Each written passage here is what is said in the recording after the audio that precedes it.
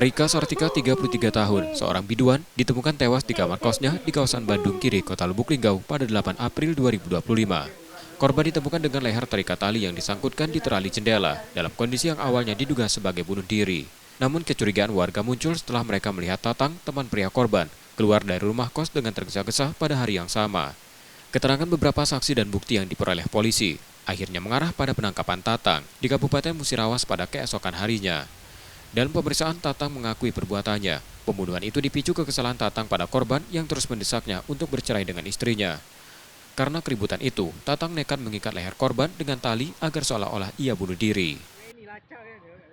Motif karena ribut antar kekasih, kemudian juga untuk menguasai barang dari kekasihnya tersebut. Untuk modus yang digunakan adalah menjerat leher dari korban, kemudian digantung di terali seakan-akan korban bunuh diri.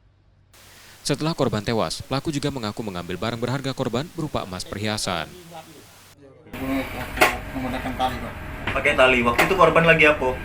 Lagi ngobrol dulu, Pak. Sama? Saya, Pak. Lagi ngobrol lah. Terus? Cekcok gitu kan. Cekcok soal apa, Pertang? Cekcok gara-gara dia nyuruh ke aku cerai ke bini aku yang di dusun, kataku udah galak gitu kan. Habis itu kau emosi? Iya, Pak. Emosi. Habis pas kau emosi itu kau apa ke dia pertama kali itu? Pas aku emosi, aku ngambil minum. Nggak sengaja aku tertengok tali kan, Pak. Tali apa itu? Itu tali sejenis kain Di mana itu? di dekat jemuran anduk. Kini Tatang menjalani proses hukum dan ditahan di Polres Lubuk Linggau atas kasus pembunuhan dan pencurian. Rizky Oktora, Muklas Diferensial, Kompas TV, Lubuk Linggau, Sumatera Selatan.